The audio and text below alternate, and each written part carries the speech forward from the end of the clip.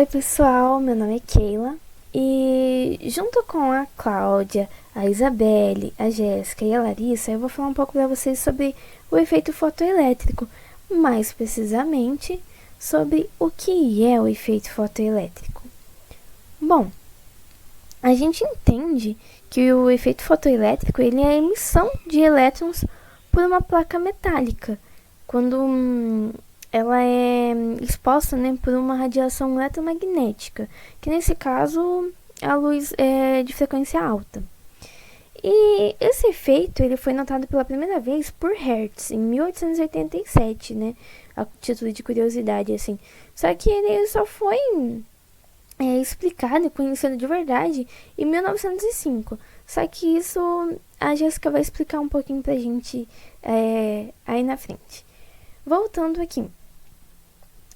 O que seria, né? Eu expliquei aqui, mas o que seria isso de elétrons, placa metálica, luz? O que tudo isso tem a ver com o efeito fotoelétrico? E como que eles funcionam, né?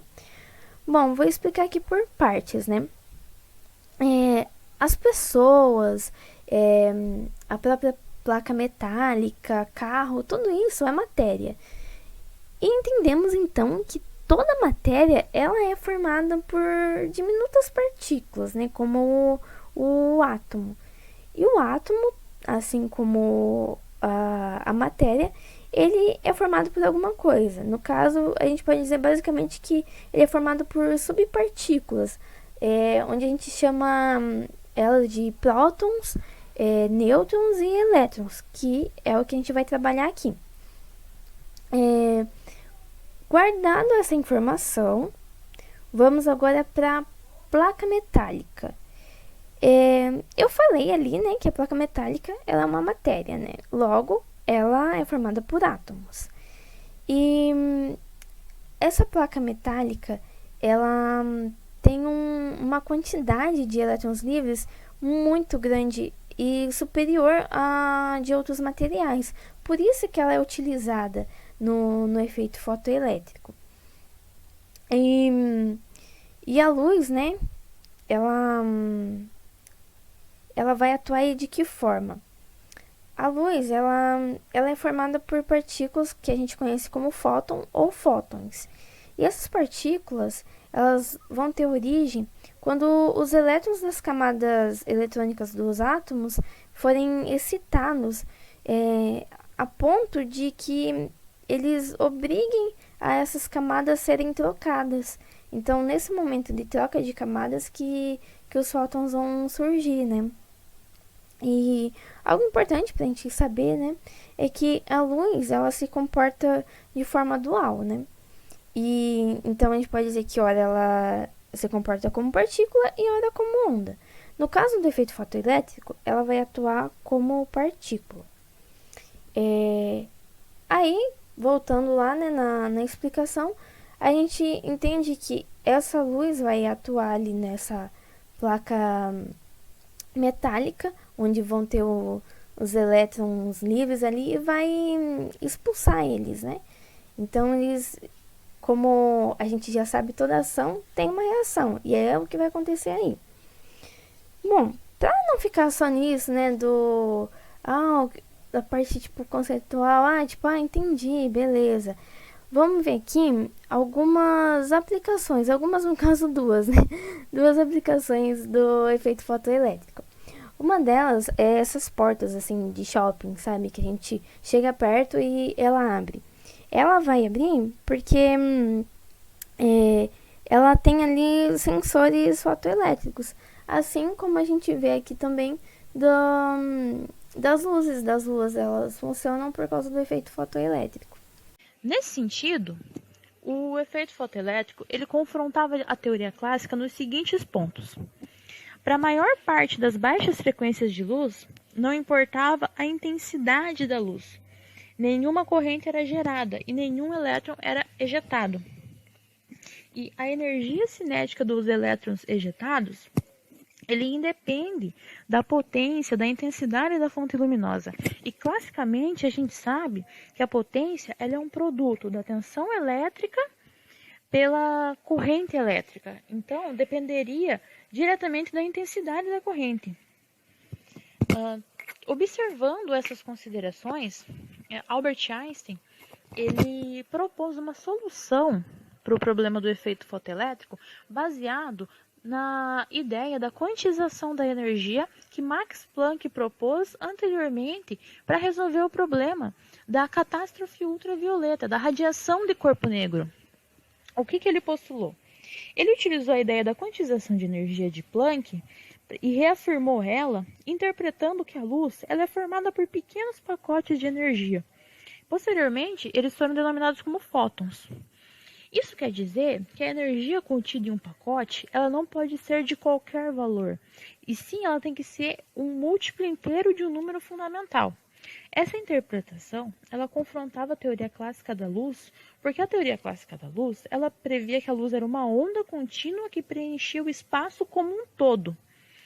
Dessa forma, a energia teria de ser quantizada, ou seja, formada por múltiplos de valores discretos. Dessa forma, que eu quis dizer é segundo a proposição de Planck e a reafirmação de Einstein. Ela tinha que ser feita por valores discretos. O que é um valor discreto?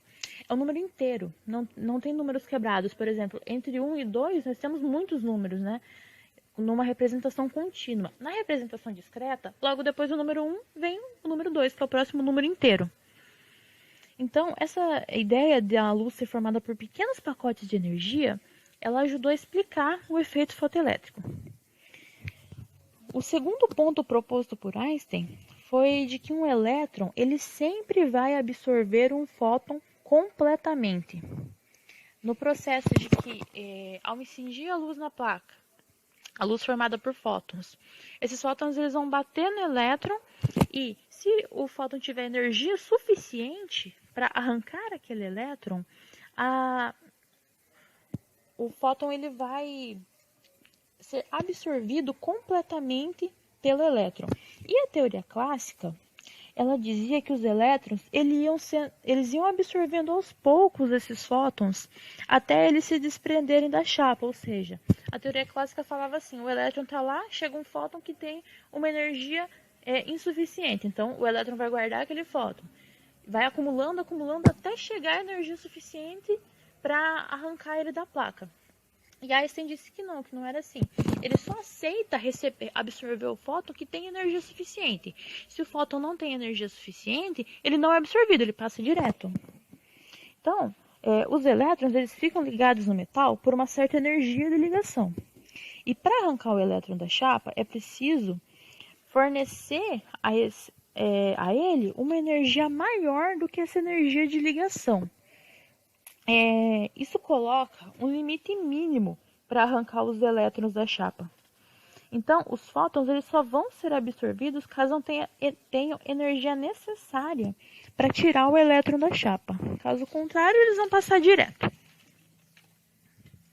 E ele utilizou o terceiro ponto, né, que Einstein ressalta, é que a energia ele reafirma o que Zener propôs, ele reafirma o que Planck propôs, que a energia depende diretamente da frequência, né? Essa energia que os fótons transportam, eles vão depender diretamente da frequência da luz.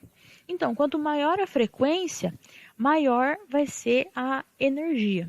Olá pessoal, eu sou a Larissa e hoje iremos trabalhar com mais uma simulação. Hoje, especificamente, o efeito fotoelétrico. Para começarmos, que tal a gente relembrar um pouquinho do que se trata esse fenômeno? Bom, como podemos observar aqui na imagem, um feixe de luz composta por pacotes de energia, ou seja, os fótons, estão incidindo nessa superfície metálica.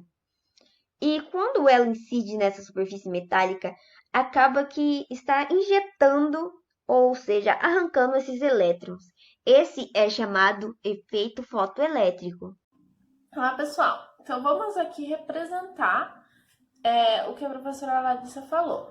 Essa plaquinha representa a plaquinha de metal e esses aqui são os elétrons livres da plaquinha. E essa bolinha, ela vai representar o fóton que vai incidir sobre essa placa e sobre os elétrons livres.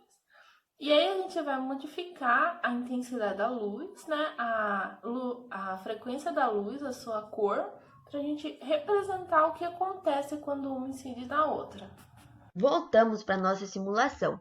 Podemos reparar aqui que existe uma fonte emissora de luz, possui a intensidade luminosa e uma frequência. Eu posso mudar essa cor literalmente. O espectro apresenta sua parte visível, a parte ultravioleta e a parte infravermelho. Realizando tais alterações, eu verifico se vai acontecer o efeito fotoelétrico ou não. Temos também aqui uma DDP e uma corrente que no momento está zerada. A intensidade aqui é zero. Também podemos mudar o metal que está cobrindo essa placa. No momento aqui é o sódio. Repare também que o espectro está na cor laranja e não está existindo uma emissão de elétron. Mesmo que eu mude a intensidade e coloque até 100%, não vai existir tal emissão, porque isso não depende da intensidade da luz. Podemos perceber, então, que o efeito fotoelétrico não depende da intensidade da luz, certo? Podemos até reduzir, porque agora não irá fazer diferença. Então, gente, vamos brincar agora um pouco. Vamos agora incidir uma tonalidade laranja e vamos ver o que acontece quando a gente joga um fóton. Observe só, não arrancou nenhum elétron. Vamos para a próxima cor. Podemos, então, alterar o espectro, mudando essa frequência. No caso, alterando o comprimento de onda, certo? Se a gente for para o lado do infravermelho, podemos reparar que ainda não estará acontecendo uma emissão de elétrons. Vamos tentar agora com a frequência do infravermelho. Estamos vendo que a gente está incidindo agora uma luz vermelha. Então vamos lá, vamos ver o que acontece com esse fóton com a frequência vermelha. E esse fóton está meio fraco, não arrancou nenhum elétron. Vamos testar com outra frequência. Podemos então ir para o lado do ultravioleta. Vamos reparar o que vai acontecer.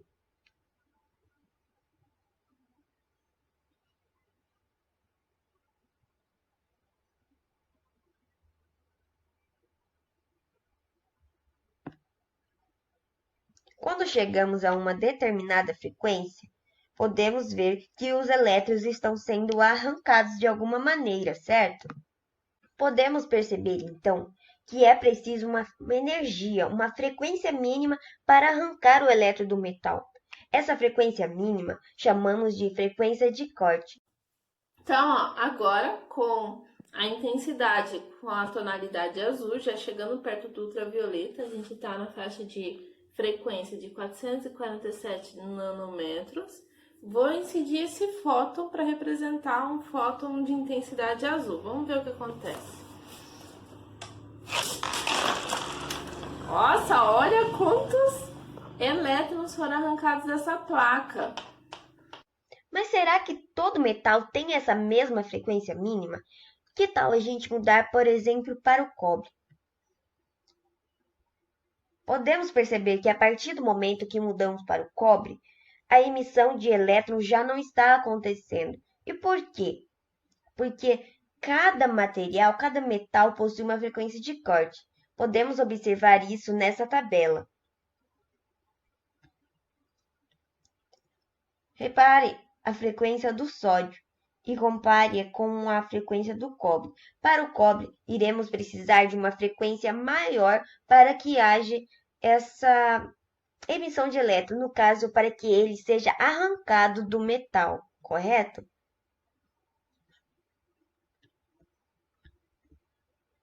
Então, vamos voltar aqui para a nossa simulação. Vamos alterar a frequência e perceber a que momento começa a existir a emissão de elétrons.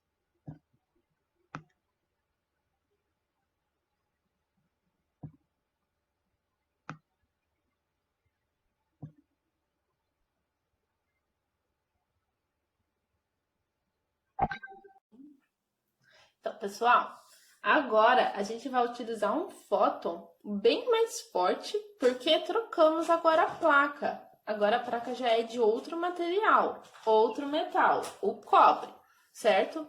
Como a gente vai entrar na faixa de luz, né, numa frequência de 232 por aí nanosmetro, já é na faixa do ultravioleta que não é visível mais ao nosso olho, ao olho nu.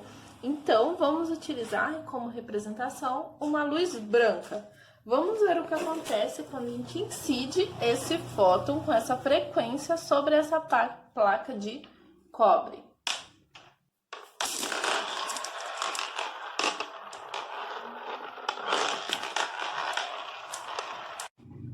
Olha só, como podemos ver, esse fóton ele é bem mais forte, ele é bem mais potente. Conseguiu retirar boa parte dos elétrons incidindo sobre eles. Podemos perceber que nessa frequência já está existindo a emissão de elétrons, certo? Mas se alterarmos a intensidade agora, nesse momento, o que vai acontecer? Agora que já percebemos que existe uma frequência limite, uma frequência de corte para que o efeito fotoelétrico aconteça, o que será que acontece se aumentarmos tal frequência, além da frequência de corte do metal? Vamos verificar.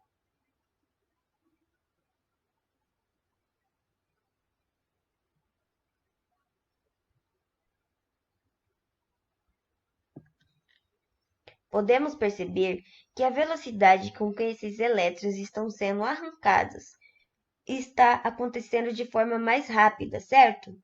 E por que isso acontece? Vamos verificar isso graficamente.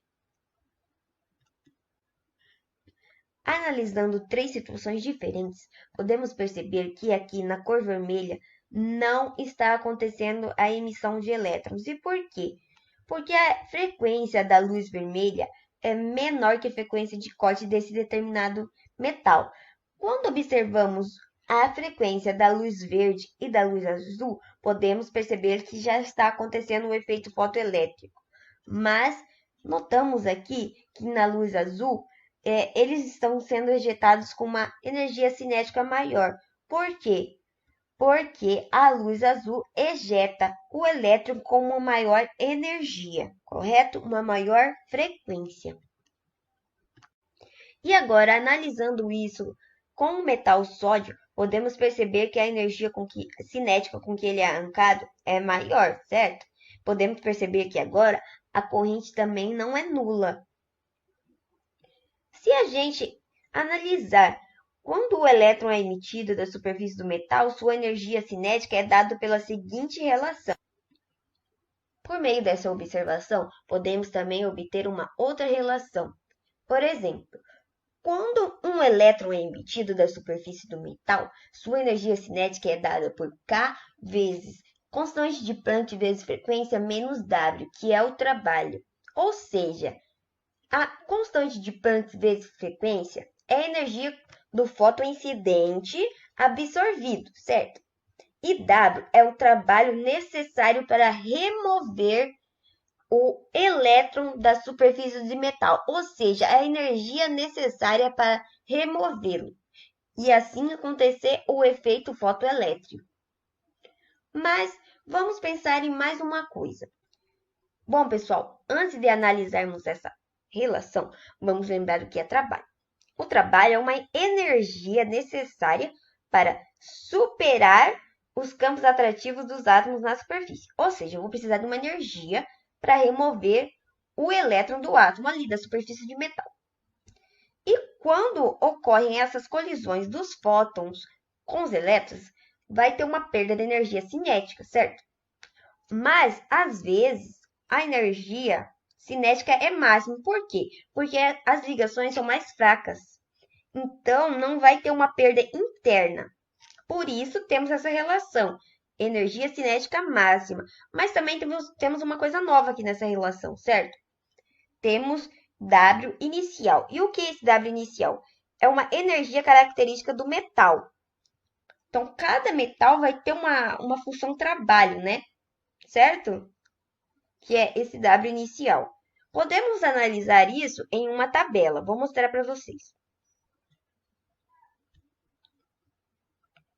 Como podemos observar nessa tabela, temos aqui o sódio, com a função trabalho de 2,28 eletronvolts. Então, vamos precisar dessa quantidade de energia para removê-lo ali da superfície de metal. Ao contrário do cobre, que é 4,7 eletronvolts. Ou seja, por isso que eu preciso de uma frequência maior para removê-lo, porque eu preciso de uma energia maior, ok? Agora que já percebemos que a intensidade não é um fator que gere o efeito fotoelétrico, vamos pensar no que ela pode interferir. Vamos pensar da seguinte forma. Quando eu estou emitindo uma luz no meu metal, eu estou enviando uma quantidade de fótons, certo? Mas é claro que se esse fóton não tiver uma energia suficiente para arrancar o elétron do metal, não vai acontecer o efeito fotoelétrico, certo? Mas se já está acontecendo o efeito fotoelétrico e eu aumentar a intensidade, o que vai acontecer? Eu estarei aumentando o número de fótons, certo?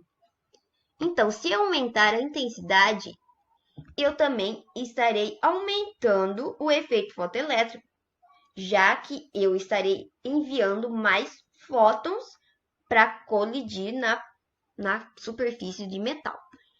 Como a professora Larissa falou, quando a gente aumenta a intensidade, é como se a gente estivesse enviando mais fótons. Então, vamos agora enviar mais bolinhas. Vamos incidir mais bolinhas sobre essa placa. Então, vamos lá. Então, observe só, quanto maior a intensidade, mais elétrons vão estar sendo, mais fótons vão estar sendo enviados e mais elétrons vão estar sendo arrancados. Mas observe só, precisa estar na frequência indicada, da frequência de corte, para que assim arranque os elétrons dessa placa. Vamos realizar um exercício. Então vamos lá. O exercício, ele diz o seguinte: a função trabalho do cobre metálico é W inicial igual a 7,52 vezes 10 a menos 19 Joule. Mas o primeiro ponto aqui, o que é trabalho? O trabalho é a energia que está prendendo seu elétron no átomo, ou seja, na superfície metálica. Continuando, se nós incidirmos a luz com uma frequência de 3 vezes 10 a 16 Hz no cobre metálico, o efeito fotoelétrico será observado? Bom, vamos lá. Primeiro, nós temos que identificar qual foi a energia desse fóton. Para isso, a gente vai multiplicar a constante de Planck pela frequência. Fazendo isso, nós vamos obter um valor de 2 vezes 10 a menos 17 Joule. Agora, nós vamos utilizar o valor do trabalho que estava prendendo o elétron, que é de 7,52 vezes 10 a menos 19 Joule. Ou seja, a energia que o fóton foi emitido na superfície metálica foi maior que a energia que estava prendendo o elétron. Então, qual é a conclusão? Então, a gente sabe que o efeito fotoelétrico ele vai acontecer. Então, é isso, pessoal. Tchau, tchau.